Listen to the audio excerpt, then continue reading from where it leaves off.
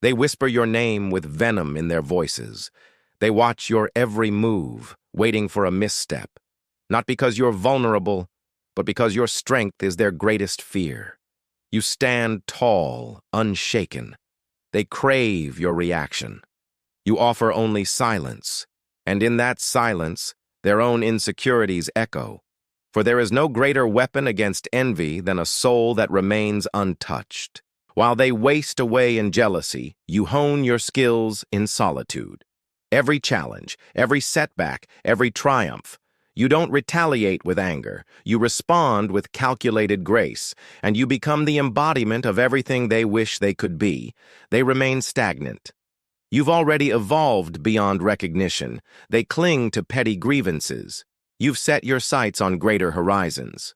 And soon it becomes clear. You no longer inhabit the same realm of existence. You don't seek vengeance. You pursue excellence. And in that pursuit, you've already won.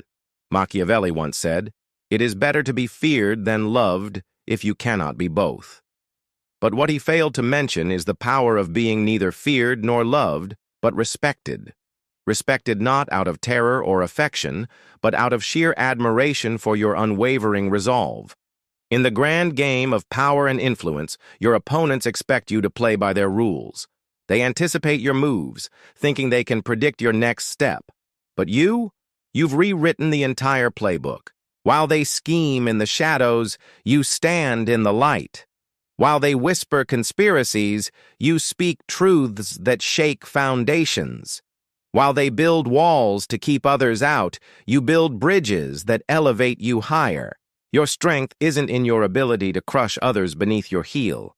It's in your capacity to rise above the fray, to see the bigger picture when others are lost in the details of their own machinations. They mistake your kindness for weakness, not realizing that true power lies in the ability to show mercy when you have every right to be merciless. Your compassion isn't a flaw, it's a calculated choice, a choice that shows you're so far ahead in the game that you can afford to be generous.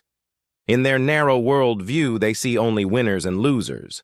But you see allies and opportunities. Where they see threats, you see potential collaborators. Your network grows not through intimidation, but through mutual respect and shared vision. They spend their nights plotting your downfall, losing sleep over imagined slights and perceived insults.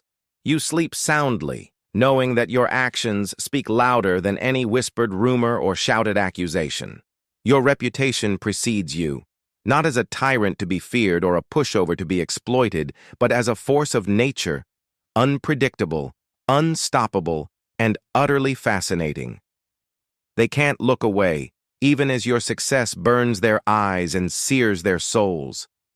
In boardrooms and back alleys alike, your name is spoken with a mix of awe and frustration. They can't figure you out, can't pin you down, can't find a weakness to exploit. And it drives them mad. But you're not driven by their madness. You're propelled by your own vision, a vision so grand and so compelling that it makes their petty power plays look like children squabbling in a sandbox. You don't need to crush your enemies because, in the grand scheme of your ambitions, they're not even obstacles. They're stepping stones, unwittingly paving the way for your ascent. When they finally realize the game you've been playing all along, it'll be too late. You won't be standing on the mountaintop they've been fighting over. You'll be soaring above it, exploring peaks they never even knew existed. Your revenge, if you can call it that, is living well. It's achieving heights they can't even comprehend. It's creating a legacy that will outlast their names, their schemes, and their entire way of thinking. You don't want to destroy them. You want to render them obsolete. And with every breath, every decision, every calculated risk and measured response, you're doing exactly that. You're not just playing the game, you're changing it entirely.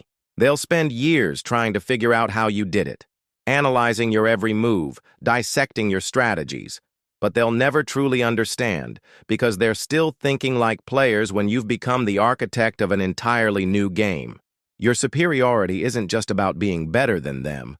It's about being so far beyond their level that comparison becomes meaningless. You're not competing, you're creating. You're not reacting, You're innovating. In the end, they'll realize that all their efforts to bring you down only served to push you higher. Their resistance was the wind beneath your wings, the friction that polished you into a diamond while they remained coal. And when the dust settles, when the noise of their schemes and plots fades away, what will remain is the undeniable truth. You've transcended the very battlefield they thought you were fighting on. You don't want revenge, because revenge is for those still trapped in the cycle of action and reaction. You've broken free from that cycle. You're creating, leading, inspiring. Your superiority isn't a weapon to wield against others. It's a torch that lights the way forward, not just for you, but for all those who dare to follow your path. In the grand tapestry of history, there'll be footnotes. You? You'll be the chapter that changes everything that comes after. So let them hate.